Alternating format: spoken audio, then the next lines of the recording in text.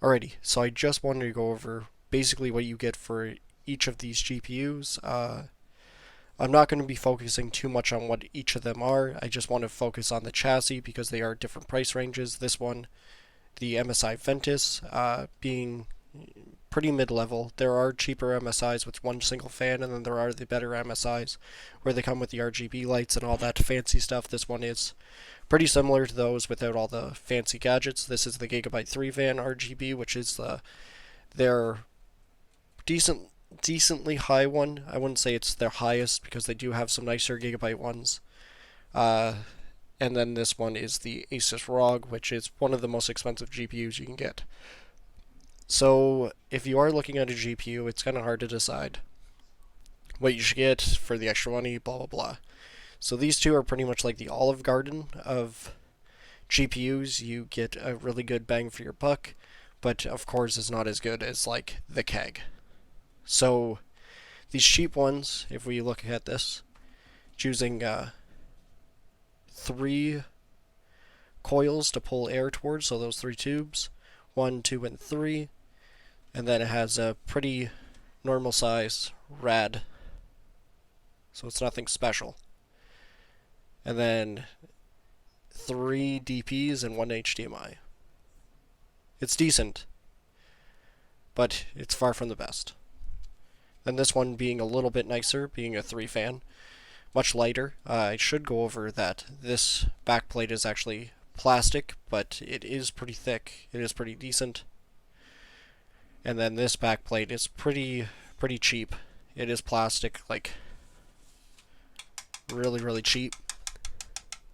So it's nothing special, but anyways, if we look at this cooling, it's actually a pretty cool design. It's got 1, 2, 3 on this side, 1, 2, 3 on that side, and that pulls those 3 towards there, and then the GPU pretty much right in the middle is going to get cool air from all 3 of those fans, and the rad, can't really see it, but it is pretty decent size, and it's much longer. So the idea is, the longer it is and the more fans you have, the better cooling it should be, because that's pulling more cold air towards it.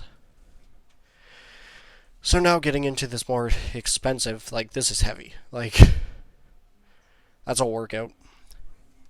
The reason it's so heavy is, one, if we look at these fans, they're actually freestanding, there's nothing holding it. This fan actually is completely wrapped around, so it's a plastic part. Goes all the way down, which is actually quite cool. Flip it over. This is actually made of metal. The reason this card doesn't get any sag, gotta hold it out with one hand, is this G-force part is also metal. The rad is massive. It's almost double the size of the other rad. And then if we look here, we actually have 2 hookups for 2 different fans. So if you don't have enough room on your motherboard, you can actually hook up 2 fans to the GPU, and it even has an RGB header there if you want to link an RGB to this. It is heavy. I can't get over how heavy it is. I'm surprised it doesn't break my motherboard. But that's pretty much what you get. So a medium end card, a medium sorta decently higher card, and then a high end card gets you a lot more knickknacks, better cooling, better fans, and that's basically what you're getting with your money. So you can choose whatever you like, but yeah, I honestly don't know what I would pick.